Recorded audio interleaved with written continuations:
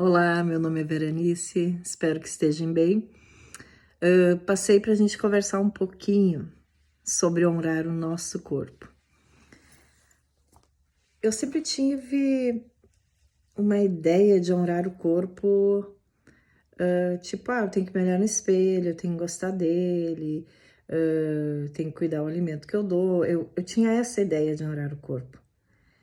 E de um tempo para cá, eu comecei a sentir meu corpo de uma outra forma. Eu comecei a sentir ele como um aliado. Sabe aquele companheiro de caminhada, assim, que tá ali? Ou aquele melhor amigo? Eu lembrei de 3 gestações que eu tive, 2 partos normais e uma cesárea.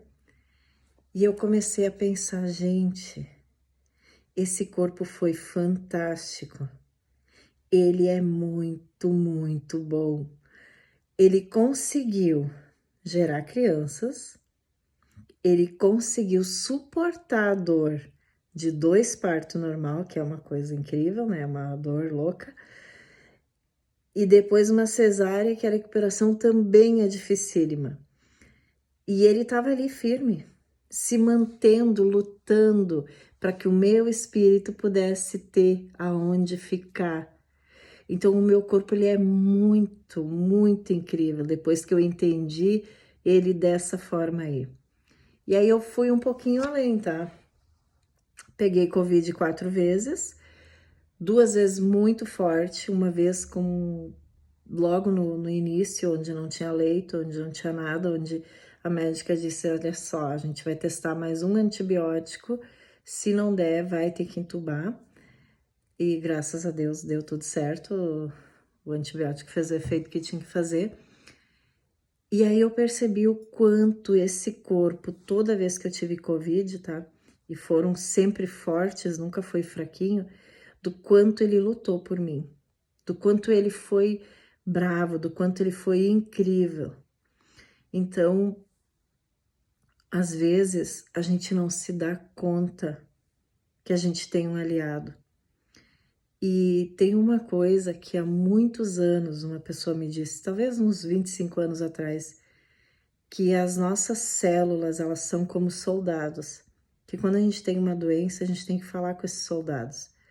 Eu não compreendi na época nada, nem fazia ideia de nada. E agora, quando eu comecei a perceber o corpo dessa forma, eu comecei a compreender o que ele queria dizer. Na verdade, quando a gente começa a, a fazer as pazes com o corpo, quando tu começa a ver o quanto ele é bom, quanto ele é forte, o quanto ele vai lá e se regenera. E aí nós vamos lá, quando a gente toma lá uma bebida alcoólica, um chopp, e o fígado tem que se virar para conseguir reorganizar tudo. Ou a gente come uma comida que é mais forte, ou coisa assim. O corpo, ele é incrível. Ele luta muito para se manter vivo, para que o nosso espírito, para que a gente tenha aonde ficar. Então, uma coisa que hoje, tá, eu avalio muito. A gente tem o tempo da gente para as coisas. Então, quando a gente se culpa, eu tenho muitas clientes, tá? Então, algumas reclamam porque queriam ter uma bunda diferente, a outra reclama porque o braço é assim, a outra reclama porque o nariz tá maior, a outra... Todo mundo fica brigando com aquele corpo muito. Eu imagino ele ali olhando e não entendendo nada, ele tentando mostrar o tempo todo do quanto ele é forte, do quanto ele luta para a gente ter aonde ficar, para a gente poder concluir a nossa experiência. Questão de emagrecer, a gente tem 2 opções na vida. Tu restringe a tua alimentação e tu come coisas que não engordam e aumenta o teu exercício, ou tu vai comendo aquilo que tu tem vontade e o teu corpo ele vai ter essas sequelas. Então tu vai ficar mais gordinha, vamos dizer assim, tu Tu vai abrir mão, talvez, de um prazer que seja comer, para ter o prazer de ter um determinado corpo mais magro, ou tu vai ter o prazer da comida, mas um corpo mais cheinho. O que é o correto e o que não é? Não existe um correto. Existe a gente estar feliz. Quando a gente falou lá 2, 3 vídeos atrás, 4 talvez, tá? Que sempre foi colocado na gente a questão de termos medo, de sermos, de sentirmos culpa, de não nos sentirmos merecedores, tá? Que isso tudo alimenta a não-luz. Aquela energia que é produzida com a gente sentindo isso, alimenta a não-luz. Então, quando a gente se rejeita, quando a gente não se ama, quando a gente não se aceita, também a gente alimenta aquilo ali. E aí nós vamos um pouquinho além. Quem inventou que todos têm que ter um padrão? Em nenhum momento Deus chegou e disse para nós, ou Jesus, olha só, tu precisa ser exatamente assim. Deus, ele nos dá o alimento, ele nos permitiu conhecer o alimento, tá? E a gente que resolveu mudar o alimento, né? E dessa mudança, algumas consequências. Mas jamais Deus vai julgar alguém por estar mais gordinho ou mais magrinho.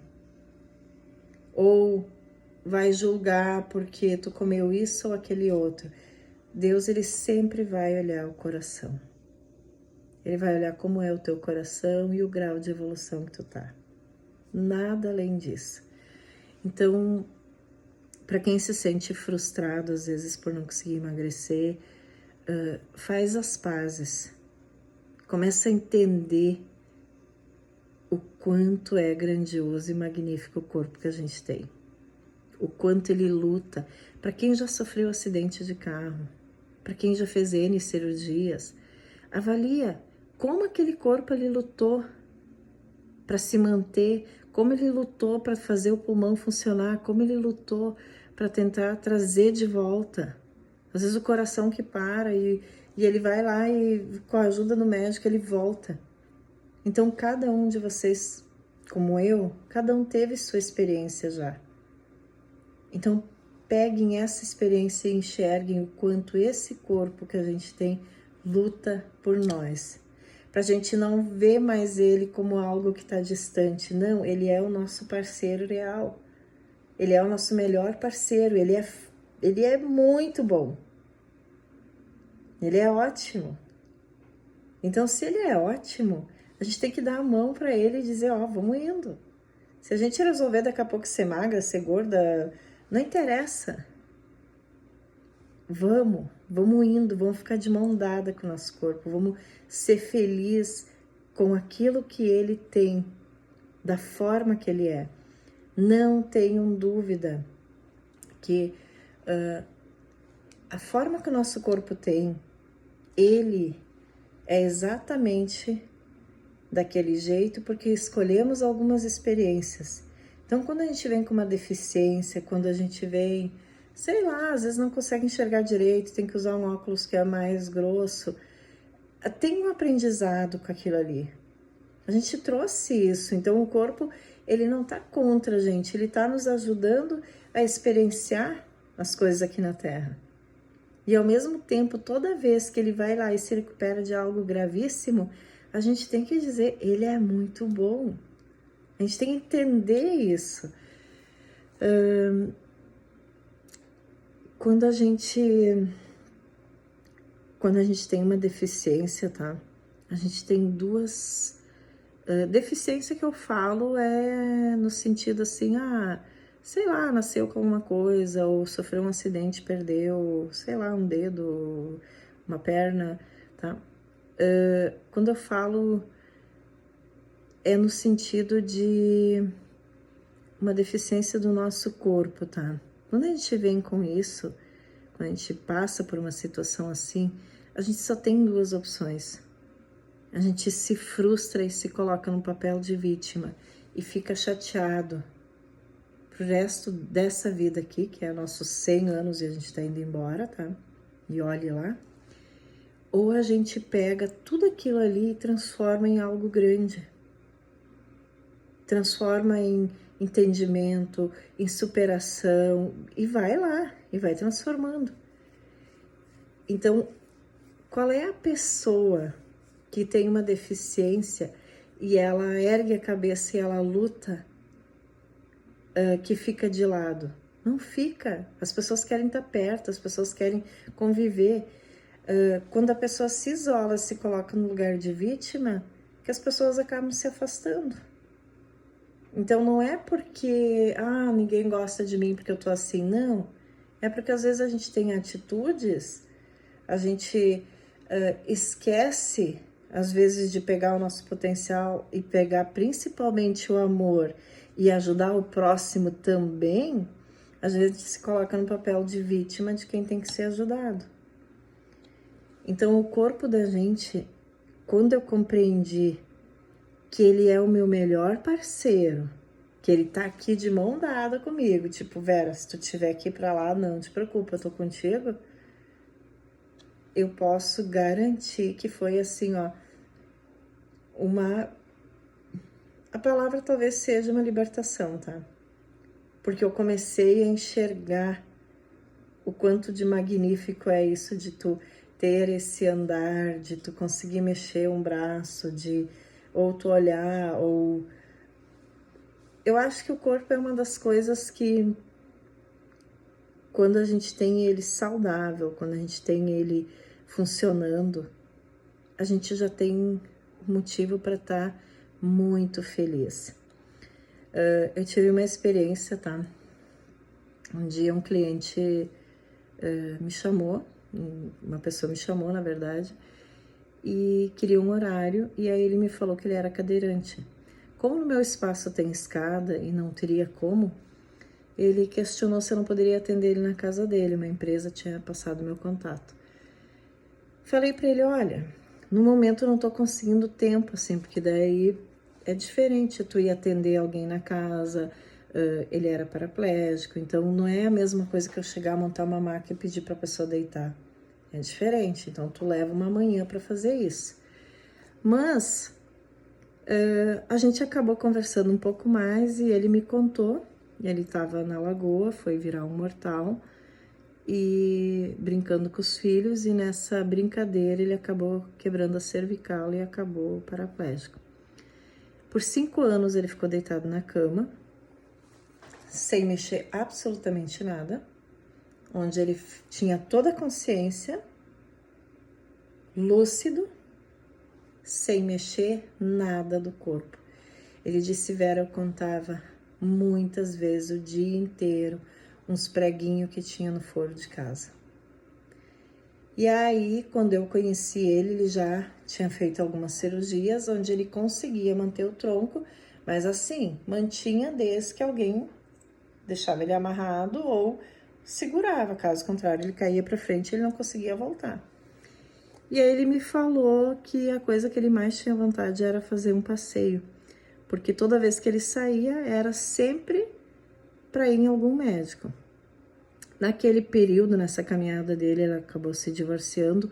Provavelmente foi porque, pela questão ciúmes dele, pelo fato dele estar paraplégico ali e a parceira continuava a vida dela, eu acho que ele acabou se perdendo nessa caminhada, tá? E aí eu falei pra ele, olha, mas no dia que tu quiser, me chama, me avisa, eu te levo pra passear. O meu jeito espontâneo.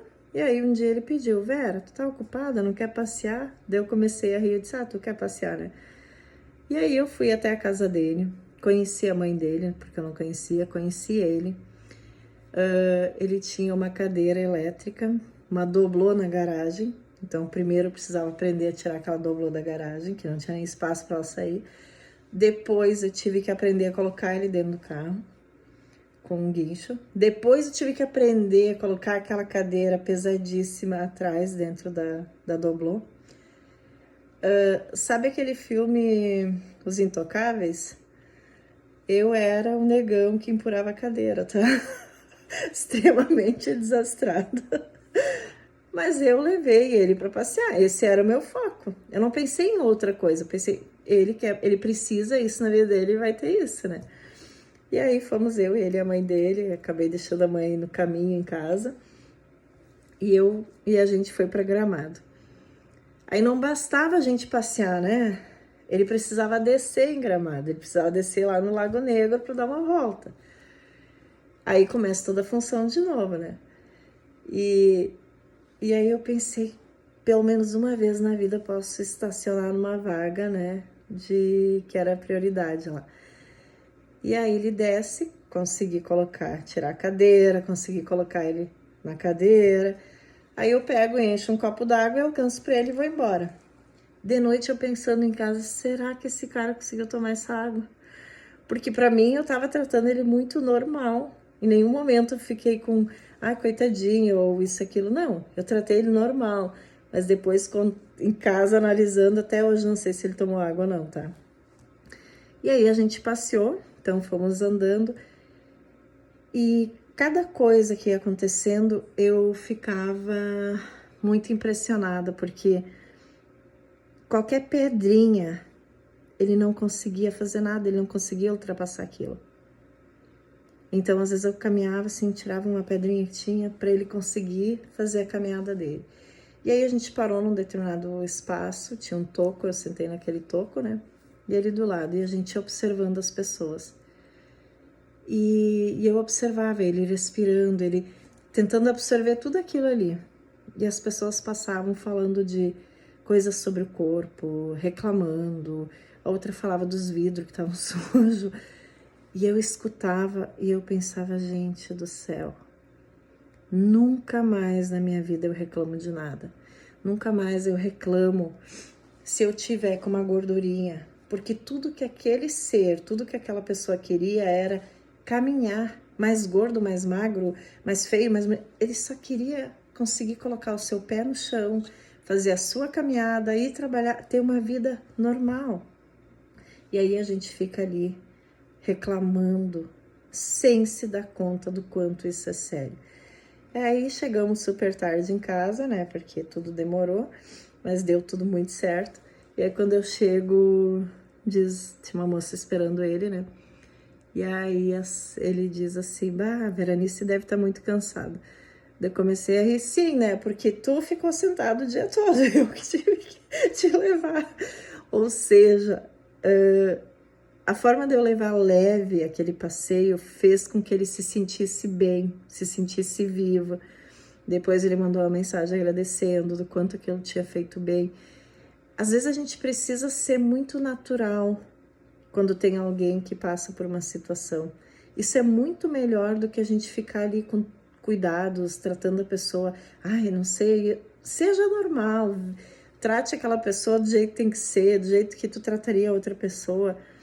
E naquele dia eu pensava o tempo todo mundo deveria de ter uma experiência de levar um paraplégico para passear, porque dali para frente nunca mais reclamaria do corpo, não reclamaria de nada na vida. Eu espero que esse honrar o corpo, tá, consiga ser visto daqui para frente de uma forma diferente, como o corpo ele é um parceiro da gente. Ele é muito bom. Ele permite que a gente faça morada nele aqui até a gente ir embora, porque a gente é espírito. Então, assim, ó, vamos ficar muito de bem com esse parceiro, vamos amar esse parceiro muito.